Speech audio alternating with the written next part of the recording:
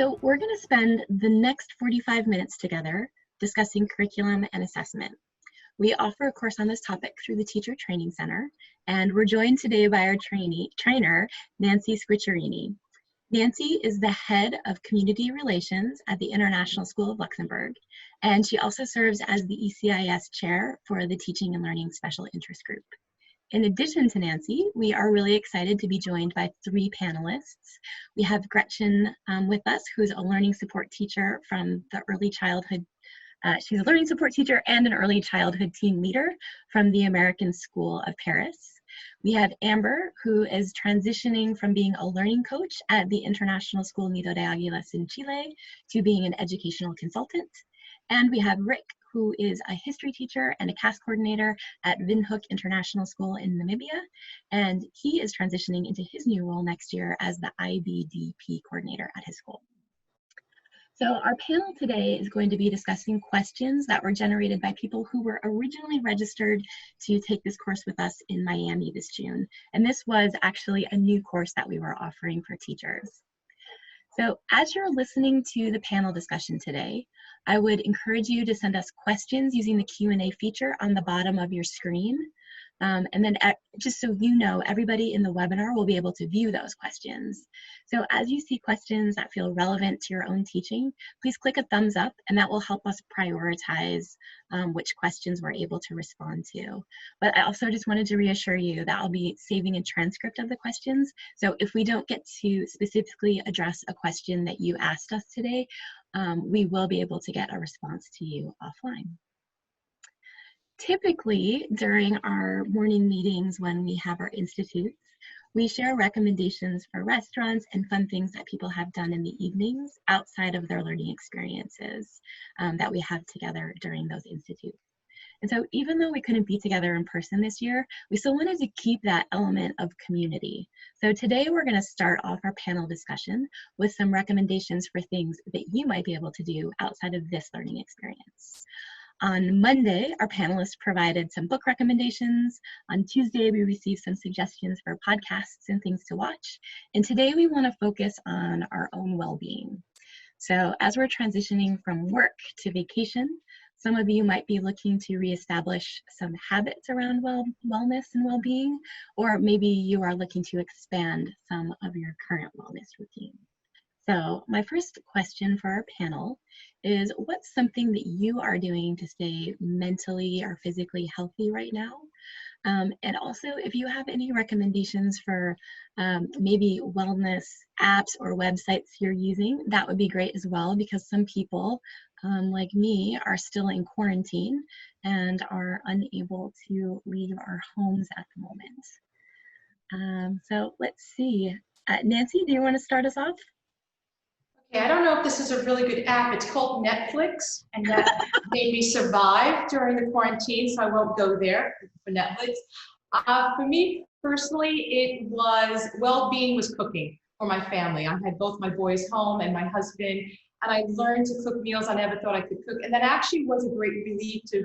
And I didn't go online. I actually bought new cooking books. I just wanted to get offline, and it was really healthy to open up a real hardcover book and just start cooking and just getting off the screen. So I would say that was my biggest takeaway from this lockdown, was just being in the kitchen, opening a hardcover book, and being off screen. Great, thanks, Nancy.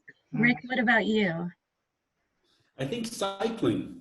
I ages ago did a lot of cycling, but I found a way to connect with international school parents who are also cyclists, and at these crazy hours, 5:30 in the morning, in the cold Windhoek mornings, we would go out, including earlier today, to the mountains around. It's a bowl-shaped city, and it was a great way to socialize, at the same time do exercise. And STRAVA, Strava.com, is my new addiction. So I have to register how much distance I'm doing and my elevation, and then the rest of the day I can really, feel in a better space. And so I think it's the mindfulness as well, where I deliberately said I have to do this, or regular exercise, and then on top of that, a lot of nonfiction reading, and a lot of family time at the skateboard park with my son. So a neat combination. And yeah, I mean, it's been tough everywhere for folks, but I think if we care for ourselves, it really enables us to be better educators. Yeah, great. Thanks, Rick. Gretchen, what recommendations do you have for us?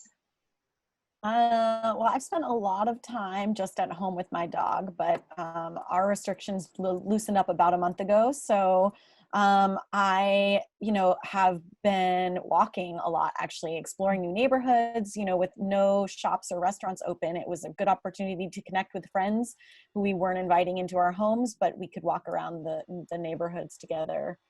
And then, like Nancy, I also have done a bit of cooking.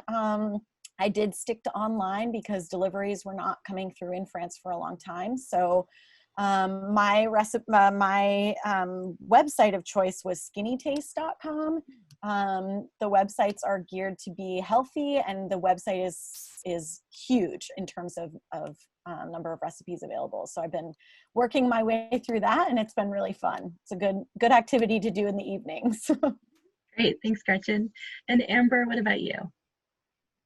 Sure. I also like doing some morning mindfulness, and I find that the Calm application is a really great one. It's free, or it was at least when I downloaded it to all educators. So there's a way for you to grab that. And they just have a variety of different, they have daily meditations. They have some sort of compilations of meditations around self-care and self-compassion, which I think we all need right now as educators. And also some master classes and sleep stories. So it's a really wide variety of different mindfulness techniques. So check that out if you're interested in getting started with some mindfulness and some meditation. Great, thank you, Amber. All right, so we are going to begin our discussion now on curriculum and assessment. And we'll spend about the next 20 to 25 minutes answering some questions that have come in. So the first question that we're going to start with is about the stages of curriculum development. So somebody asked, what are the different stages of curriculum development? And I know both Nancy and Amber have some ideas about that. Nancy, do you want to start us off? I want to start off with a very quick story. In Jay McTighe's first book, I think in 93 or 94, and he gave this great scenario about this teacher who did things with apples with the class. They made apple pies, they did Johnny Appleseed, and they did apple songs, and they dressed as apples. And then the principal went up to a student and said, "What did you learn from this unit?" He did this poem, and the student's response was, "My teacher really likes apples." So my takeaway from that is, know your learning outcome prior to anything. Look at your standards, look at your benchmarks, and know what is the learning that you have expected to come from your students. That to me is, you can use a multiple different types of templates. I'm really familiar with UBD, Understanding by Design, where the first question is looking at learning outcomes. So before looking at any activities, any type of festivities, avoiding the 5 F's of curriculum, which is flags, fashion, food, blah, blah, blah, blah, blah, I forgot the last 2. But it's really understanding what are the learning outcomes, and not just trying to think of activities for that theme, pulling away from the theme and getting to larger conceptual learning. Great, thanks, Nancy. Amber, did you want to add some ideas to that? Sure, I would just add on, I think that as a teacher working together with teachers, it's super important, like Nancy said, to define what's the learning.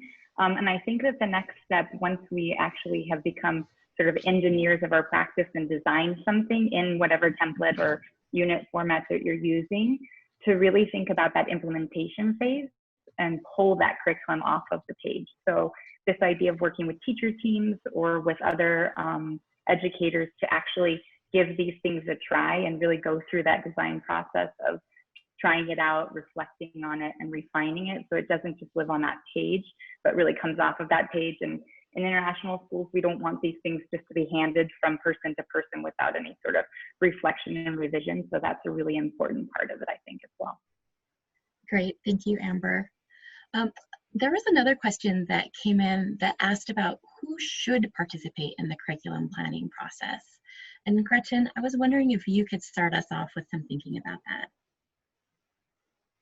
Sure. So it really should be everyone. Now I know that at different schools there are different stages of developing their curriculum, but really should be everybody, and everybody has a part to play. You know, leadership has their sort of vision. Their goal is to align the school and to drive the school forward. But in terms of teachers, you know, you guys are the ones implementing the curriculum. So you're the ones on the front lines with the students. Your input is going to be so valuable, or is so valuable. I made a couple of notes to myself because it's teachers who need to make sure that their reflections, like Amber said, get heard. And so the unit planning going forward can really help the students that you have. So many international schools have a lot of turnover, and the student body changes, and you have to be reflective of that. Make sure that you're meeting all the learners and reaching everybody. And then also there's a curriculum committee where hopefully members of teacher teams are joining that to offer insight to the school and informing the leadership team through that way. So there's a lot of different levels, but there's also a lot of overlap. And I'm sure some of you have seen that in different aspects at your school too. Great, thanks, Gretchen. Is there anyone who wants to add on to Gretchen's comments? Yeah, I would just say the issue of reflection that has just been mentioned, as well as pushing the engagement, and that each teacher is involved in really engaging lessons and then reflecting on what worked and what didn't work is, I think, a key part of involvement in curriculum planning. And then the big picture as well. What are we trying to accomplish by the end of the year so that we're showing growth at whatever class level we are finding ourselves? And then we piece this all together within the school to make a cohesive curriculum for the school that helps the learners really thrive and grow by the time they're moving on to university after grade 12. I wanted to just sort of ask a follow-up, and this is a curiosity question after listening to you speak. I know a lot of people are curious about how some of this work that we've done in person translates to online and when you're teaching online. So I'm just curious, over this past semester, if there have been any tips or tricks or things that you've done differently when it's come to participating in the curriculum planning process. We're all thinking.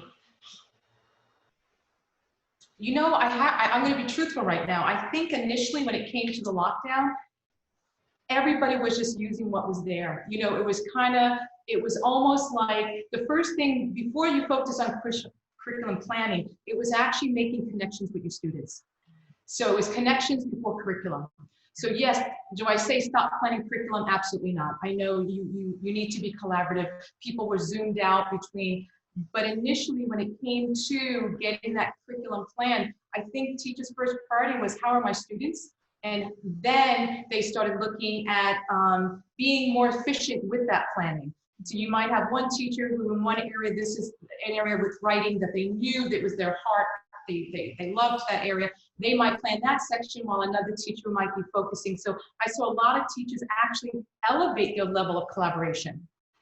And you know, it was actually more than we saw in a physical setting. And I think, you know, every gray cloud, every cloud has a silver lining. I think when it came to many schools, that collaborative feature was greatly elevated due to the circumstances, and that collective wisdom of the team suddenly just got elevated to the point that they valued each other's contributions, I think, more so than in a physical setting. Thanks, Nancy. Gretchen, did you want to add on to that? Yeah, I do. Nancy mentioned this, but at my school, I found that our teachers were collaborating more as well. And I think that was also because you could not rely on what you did last year and the year before and the year before that. You had to think new and create fresh activities, especially in lower elementary and early childhood grades. You know, this was completely uncharted territory. How do we engage these kids but keep them off the computer for a majority of the day? And it meant that we were meeting, at least in the very beginning of distance learning, we were meeting daily sometimes, you know, sharing activities between teachers, between grade levels, rewriting units, rewriting lessons, rewriting goals even at that point. and it was so great to watch because it was really fresh, it was really interesting, and it meant that we really grew as a team, grew as teachers, and our feedback from families was also really important for us to take in as well. Yeah. Great, thanks, Gretchen. All right, I'm going to move us along to the next question because I know that everybody's going to have a lot to say about this one and that a lot of people are interested in this question. So somebody had asked, what are some ways that you have made assessment really authentic in the classroom? And Rick, I was wondering if you could start us off with some thinking there. Sure. The authentic aspect of assessment that I've found most useful connects mostly to formative, but it can also be summative, and it refers to actually a bit over 100 years ago, there was a teacher in Massachusetts, USA, whose name is Harkness. And so the Harkness method is really taking off because it focuses on engagement, and you form a circle. It can either be a circle in which there's two circles together, somewhat like a fishbowl, or it can be one larger one. And I've used it as a superb kind of check after I finish a unit, whatever the topic might be, the Israel and the Palestinians, the conflict, and Uh-oh, I think Rick has frozen for a minute. Until we can get him back. Oh wait, he's back. Rick, you froze on us for a minute. Okay. So no, the Harkness method is all about assessment, but assessment with the teacher as a facilitator on the outside, observing and encouraging, giving a probing question, and then watching the students interact. And the teacher is on the outside. It's a brilliant method. I've seen it work with different subjects across the curriculum. Usually the idea is a circle. But in terms of authentic assessment, I find it useful because my historians have to be able to analyze and write well. And I find if they can communicate verbally well, the analytical pieces, then that transfers nicely. So it serves as a wonderful formative assessment. Harkness method. Great, thanks, Rick. Amber, I know in your work that you have done a lot of work with teachers on authentic assessment, and I was wondering if you could share some of the strategies that you've used. Sure. I think that firstly, we have to think about context, right? So it could be time context, like we found that we needed to change a lot of our performance tasks or the products of our different projects in our units based on what was happening in the world. So there's context in terms of time and space, and there's also context in terms of who your learners are and what gets them excited. So what we like to do when we're doing these curriculum revision or sort of looking at units before we start is kind of thinking about our end goal and what authentic way can students demonstrate their understanding, and is what we designed last year the right fit for the kids this year. So really thinking about who your learners are and what will get them excited. So for example, we had an open genre unit where kids were doing journalism. Well, it turns out that it's really hard for fourth graders to do journalism when they're stuck at home for 13 weeks, you know, without a lot of research. As a third grader, not a whole lot happens, and their parents probably don't want them reporting on all the stuff that's happening at home. So we decided instead they created procedural text. So that was not part of what we were planning on doing, but a lot of them were getting into crafts or we wanted them to get active, like Gretchen said, and get off the screen. So really that time and space allowed the teachers to ask the kids, like, what are you into? What are you doing? And then they created a similar, and all the learning targets were the same. It's just that product and the way the students were able to demonstrate that was different. It was contextualized. And I think that that's really important. So what is going to get your kids excited to demonstrate their understanding? And if we can even provide choice within that, that's even better. Different kids doing that in different ways. Great, thanks, Amber. Let's see, let's move on to the next question because I think this is one we could also spend a little bit of time discussing, especially given virtual learning. And that is, somebody had said, I know feedback is really important for students, but it's also really hard to manage in a timely way. And so what are some strategies that you have that our people who are watching today can try in their classrooms to be able to give that good quality feedback in a way that's going to really help our students improve their learning? I don't know, Amber, if you want to start us off, and then we'll have a couple of other people join in. There's lots of ideas around this, but I think that one of the things that we've grown with as educators is utilizing tools that we've kind of been forced to use right now, at least in our school, digitally, to see how that will lighten our load when we actually get back into the classroom. So there's this idea, for example, teachers were having like carpal tunnel syndrome with all the Google comments that they were typing. So some teachers have tried out some tech tools that they weren't using before because they were probably using more written feedback or even personalized feedback. But Kaizena is an extension that a lot of teachers, it's voice recording, right? And so there's that idea that Nancy said, you know, connection before curriculum, this idea that when kids hear your voice, it's really powerful for them. So I think anytime we can utilize some of those tech tools, I think that would be a huge opportunity to continue using those. So thinking about what's working right now during distance learning and lightening the load a little bit, and then continuing these things forward when we have the opportunity to get back in the classroom with our kids. Great. Would anybody else like to add on some ideas? Gretchen? Oh. Do you want to go first, Nancy? It's okay. No, go for it, Gretchen. You're looking good. I just want to second actually what Amber said about the audio comments. I'm in elementary too. I work with kids from 3 years old to 10, and that not only was it connection, but it was faster for teachers too to leave an audio commentary. You could be really thorough in like 15 seconds. Whereas it would take you a lot longer to type that out, and certainly a lot longer to make a video of yourself. So the audio commentary was key. Another thing we did, maybe not with our 3-year-olds, but with 6 and up, 6 years old and up, is we, some of our teams put students in learning teams. And so 4 or 5 students in a group, and those students shared a lot of their work with each other. And so they got feedback and could see each other's work, not everything, of course, but could see each other's work and see their videos, see their pictures, whatever it was, and give feedback that way. And, you know, as the distance learning went on, their feedback got more meaningful and more helpful to their peers. But giving feedback was a big skill also for the students. That was not, it was a, like you were saying, Kristen, it was a silver lining. That's hugely helpful to students to be able to evaluate. That's a skill in itself, and it helps hone their own learning. So that was something that we did that was really helpful. One of the things that I would add that was useful was the conversations themselves, in the classes themselves.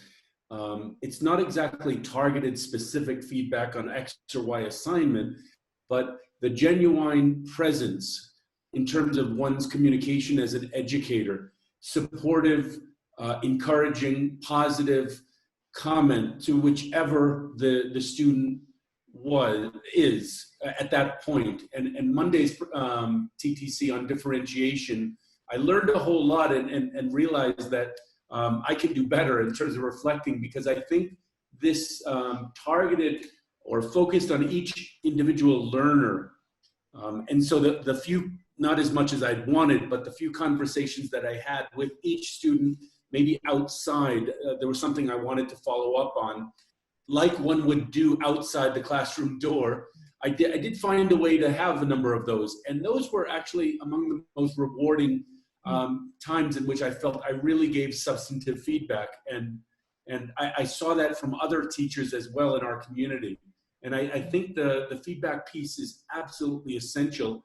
And you know, what's happening around us with our innovative colleagues, we just have to learn from. There was a middle school math teacher. She was doing tremendous stuff. And I just by chance encountered it and included it a little bit myself. We shared it in a staff meeting, secondary staff meeting. So somehow I think the learning that we all had in this whole last 3-4 months of craziness was really tremendous on these different things. I was just going to, I told the peer, absolutely, embracing the students to get involved. I guess I'm going to ask, I think we have about 200 people on this webinar right now. Everybody, first of all, just smile. I can see you. No, I really can't. Second of all of you have effective feedback strategies. So I already see in the Q&A that some people are starting to share it. That is the value of this webinar, is learning from each other. Kristen already said that she's going to save this, she's going to respond. So flood it, flood it, flood it. There was 2 questions that were responded. And I can give you a whole, things that I've done, but really I want to see what you guys think in terms of the question of authentic assessments. What have you used and what feedback strategies? Add the link and imagine the learning we're going to get done with 200 people in this room right now. So I welcome you to just make the chat explode, not the chat, it's a Q&A, make it explode with your ideas. Because this is the power of what we get when we're in TTC. I mean, that's what I miss about being, Gretchen was actually in my class, and the power of it wasn't me talking all the time. I know, sometimes I talk too much, some people know, but it's actually learning from one another. So really get in that Q&A and add your thoughts of feedback or authentic assessments that you feel have really impacted student learning. So that was my 2 cents, my little speech there. Thank you, Nancy. And like Nancy, bring it in, guys, bring it in. We will be sharing everything that people are sharing in the Q&A. We will share back with you. So like Nancy said, flood us with ideas. And I just wanted to now transition to the last question, which is more of a sort of a big picture, maybe somewhat theoretical question that many people are trying to move to practice right now. And someone asked, isn't this the right time to rethink curriculum for new learning? So what might a more relevant curriculum look like for students? And Nancy, I'm going to ask you if you might start us off with some thinking there, because I know this is something that you are really passionate about. Yes. And I'm sure you have a lot of thoughts on it to share. Do you know what? I think the first thing is any school who's reevaluating reevaluating their system is to really go back to their mission and their learning principles. And not to all of a sudden say, oh, we're going to change from this curriculum to this curriculum because this is what we need. Go back and unpack your principles, your mission, and your values. And what do you feel your current learning outcomes, what do they have? Do a protocol. What do you want to start doing? What do you want to stop doing? What do you want to change? What do you want to continue? And to me, that's the starting block of conversation. The second recommendation is start small. If you see one area you want to bring in, there's that greatest expression about the leader who is the Christmas tree light leader. I don't know if you ever heard of that expression. It's the leader who keeps on jumping to the brightest light on the Christmas tree. And that analogy is, how many new initiatives can a leader bring in? That will not be successful. You really want to pull the weeds to make the flower grow. So start with your learning principles, start with your mission, and really reflect on, and then make it small and start that way. Great, thank you, Nancy. So right now, I'm actually going to transition us into our next part of our conversation, which is a resource share. And one of the goals that we had for our session today and for our sessions each day of this week is to make sure that everybody who is attending is going to leave with a set of tools that you can use to continue learning, to enhance your practice, or maybe to try something new. So we are going to do a resource share. And just so everybody knows, I am going to be providing you links with everything that you hear about. And as a reminder for those of you on Facebook Live, I will be posting those links for you as well on our Facebook page once we end today. So Nancy, could you start us off with a resource? Okay. That you had a lot of resources to share. It was very impressive. I did. I had my little list here, so I'm going to go back to my notes. So for anybody, I think Twitter is one of the best professional learning opportunities there are for teachers and for educators, and the ability to just connect internationally. What I love more is connecting with educators from other international schools. Yes, you can follow these people have 43 million followers, but I always get a little bit disillusioned. So the list that I shared was from Craig Kemp. And what he did is he created lists of educators in different parts of the world who are authentic practitioners. So they might not have 5,000, 8,000 followers, but they are practitioners. And so Kirsten has that list, and I just thought that was very valuable. Some people there that I love dearly: Sherry Marshall, what a brilliant educator who's in Germany. John Mickton, who's with me. And really, they're practical. They're relevant to our setting. Sometimes when I'm on Twitter, I find that depending on who I follow, it's just not relevant to an international setting. So that source I felt was very useful. Great, thanks, Nancy. And I'm just going to put in a plug for Nancy as well. I don't know if her name ended up on that list. If it didn't, you should also follow her on Twitter. Okay. Amber, do you want to share with us next? Sure. I shared with Kristen an article that I find is helpful just to ground ourselves a little bit in some best practices around assessment. And really, it outlines some different ideas. It's called 7 Practices for Effective Learning, so that we don't forget that assessment is actually about learning. So this idea of assessment, not to just figure out if kids have actually met the goal, but if they haven't, what are we going to do about it? So it gives some pretty practical tips around best practice around assessment. And I think it's really helpful to read as a teaching team as we're looking at some of our units and making sure we're including all the things that need to be there in order to assess for learning as well as of learning. Great, thanks, Amber. Rick, would you tell us a little bit about the resources that you are sharing? Sure. Before I do, though, Nancy, I have to say the technology leadership course in Miami I did for the PTC with John a number of years ago, was fantastic, and it clued me into Twitter, which I also second what you indicated. I've learned so much from following other teachers around the world. My resource today is something that comes from the International Baccalaureate Diploma Program, and linked to each of the subjects is a special aspect called Approaches to Learning, Approaches to Teaching. And they have a self-reflection tool, which is superb. And I try to use it every 6 months, and it focuses on the approaches to teaching, inquiry-based learning, concept-based learning, these sort of differentiation, these sort of pivotal aspects to being an effective international educator in today's world. And it has about 5 or 6 questions. And the questions are quite probing. And they force us to really think, oh, in this unit, did I differentiate as much as I should have? Could I have moved forward more with concept-based issues? It's a superb, again, the IBDP, Approaches to Learning, Approaches to Teaching, self-reflection tool. It's really a great thing for us to do in this kind of growth mindset, reflective ambiance every 6 months or so, to just make sure that we're on track with what we need to do to be outstanding educators. Great, thanks, Rick. And Gretchen, could you tell us a little bit about the resource that you are sharing? Sure, I wanted to tell you all about Harvard's Project Zero website. It has just a huge amount of information on there, but it's so easily searchable. You can search by your grade level, early childhood, primary, secondary, they even have resources for higher ed if you're interested in some of that information. You can also search by what you're looking for. So are you looking for a resource, a tool, an article? And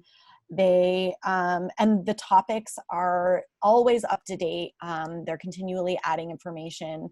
And I was just looking through yesterday, and they have even updated with some of the new current events. They have things about civic engagement, digital tools, different learning environments. They just have so much. And I find that whenever I am faced with something and I'm feeling a little bit stumped, I go there, and whether or not I find what I am looking for, I find something that's useful. And sometimes I don't know what I'm looking for, so it's great. Great. Thank you so much, Gretchen. So now we are going to have a tradition that we typically do at the TTC called a Nugget of Knowledge. During our summer institutes, during our daily morning meetings, we always end with a nugget of knowledge. And that nugget of knowledge is usually given by one of our participants who's taking the course. But because we couldn't offer our courses this summer, we've asked our trainer, Nancy, if she would share a nugget of knowledge with you. So Nancy, I'm going to turn it over to you. Thank you. I'm going to start with a nugget that I heard when I attended a PTC class, and it was, you don't have to blow out someone else's candles for your light to shine. And I actually tweeted this out, I think last week. And initially, I thought this nugget was about a leader having integrity and being truthful to who they are. But then I reflected more deeply and I realized that the quote meant much more. And the underlying message was actually about relationships.